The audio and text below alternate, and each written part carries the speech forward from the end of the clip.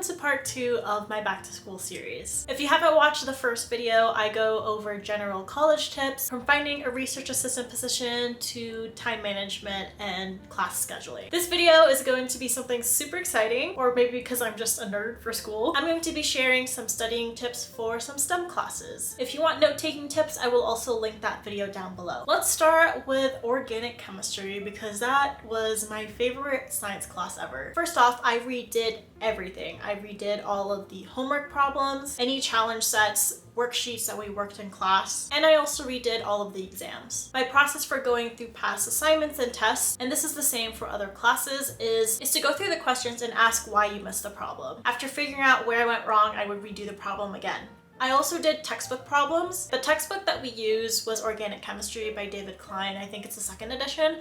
I will link it down below. It's also free if you know where to find it. I might be a little bit biased since this is the one that I used in class, but I personally like the problems and explanations given in this textbook. There's also a workbook that goes with this textbook, and the same process goes. I would go through all the questions that I missed, ask why I got it wrong, and redo the problem again. I also highly recommend to make your own reagent / reaction / mechanism guide. For example, the differences between SN1, SN2, E1, and E2, the different reagents and products for alkenes and alkynes, same thing with carboxylic acids. Your class probably offers a list of this. It might be in your textbook, and they're everywhere on the internet. But I personally believe that making your own really helps you understand how these reactions work. And I will also be selling my own versions of these. These are the ones that I used in college. I used it for both semesters of OChem and also used it to give to my students when I was TAing. The reason why I highly suggest doing this is because it will also help you when you whiteboard study. There's something about just having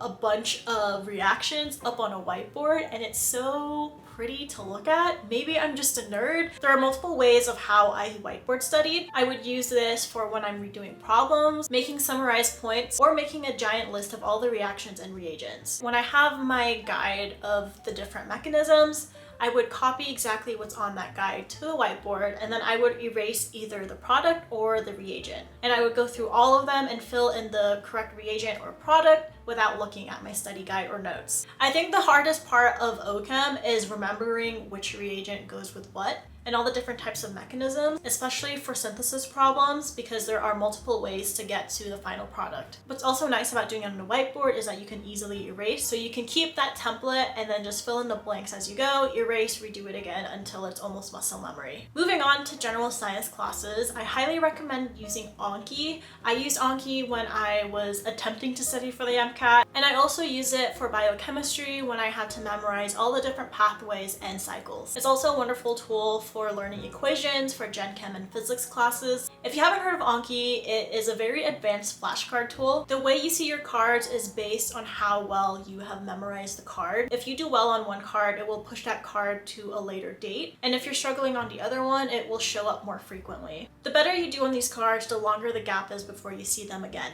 AnKing is built so that it follows the spaced repetition model. My favorite part about AnKing is when you have a graph, whether that is a pathway or cycle, you can block out certain parts of the graphic, whether it's the text or a part if you are studying it for anatomy, and that itself could be its own flashcard. There are tons of videos on how to use AnKing. I highly recommend using the AnKing. His videos provide a general overview on how to use AnKing and provide details on all the other tools that AnKing has to offer. Similar to AnKing with spaced repetition, study regularly. I try my best to review the slides or the notes that I took after class. Then a few days after that, I would go and review again. And of course, right before an exam, I would review even more.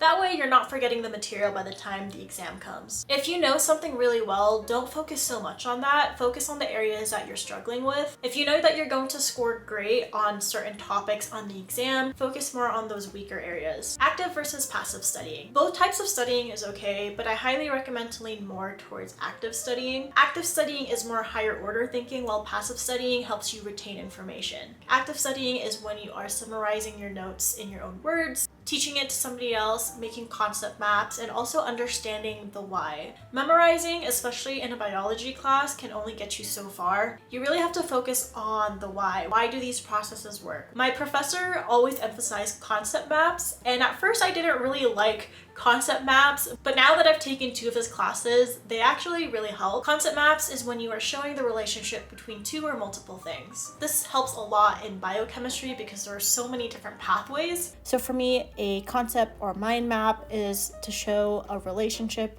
between 1 or 2 things. So from here, I'm showing the relationship between A to D, what promotes A to D, which is B, what is something that can hinder that, which is C, and if there is any relationship from D to A. So in this example, I'm going to be showing how an unfolded protein becomes a folded protein. So I'll draw my unfolded protein, and I want to know how it becomes a folded protein. I know that the hydrophobic effect promotes the folded protein. But how about folded to unfolded?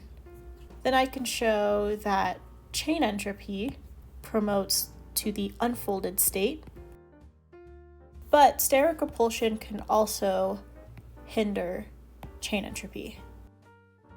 And that is my concept map. Passive studying looks like rewriting your notes. This can help to an extent, especially with memorization. This can be turned into active study if you are rewriting your notes in different words. Don't get me wrong, I'm not saying to not rewrite your notes because there were many times where it was super helpful. It helped me a lot when I was taking general chemistry and physics classes. I would rewrite all of the different equations until it was muscle memory. So when I took the exam, I knew what type of equations to use. It also helped a lot with biochemistry, rewriting all the different pathways. Another type of passive studying is highlighting as you read. Of course, highlighting has a lot of benefits when it comes to learning and digesting the material, but don't overdo it. What I did for highlighting is I would first read the passage, and then I would go in again and highlight the points that stood out to me. As I highlight, I would also make small notes. I go more in depth about my note-taking process in my other video, which I will link down below. The things that I would highlight are parts that I was confused on or didn't really understand, or things that I deemed really important. Granted, you could say that everything is important, but my general rule of thumb is to highlight 2 to 3 key important things. Another thing that I did a lot was making my own study guide, similar to OChem making my own mechanism list.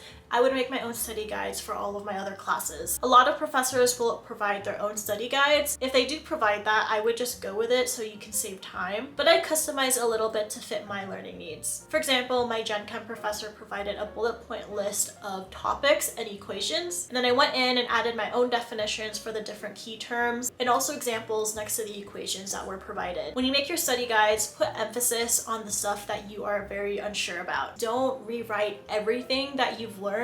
Focus on the areas that you are not so confident in. Now this tip is for physics and Gen Chem classes, but I followed a lot of YouTube videos, specifically the organic chemistry tutor videos. These videos saved me so many times. And don't just sit there and watch the videos, actually do the problems as they're going through it. I want to say that my notebooks were filled more of the problems that I did watching YouTube videos compared to notes that I actually took in class. For general physics and chemistry classes, I found that a lot of the problems are very similar to AP physics and chem classes. I took a combined physics course over the summer and I was struggling so much. I failed my first exam. I ended up looking for practice problems online. For example, velocity equations. I would put in velocity equations, PDF, and a bunch of different worksheets would show up. The problems that they gave us during class were pretty much the exact same problems that I found for AP worksheets. And that saved my butt for the rest of the semester. Similar to OChem, I just did all of those problems over and over again until I felt confident for the exam. For biochemistry, I highly recommend AK lectures. If you never watch their videos, there's a whole whiteboard in the background with notes and different pictures. I actually try to not exactly copy what's on the board, but again, rephrase those in my own words, and I would use that as my notes. Those are my general tips for studying. Everyone has their own methods of studying. These are just what helped me study when I was in college. Don't forget to watch my other 2 videos, general college tips and my note-taking video.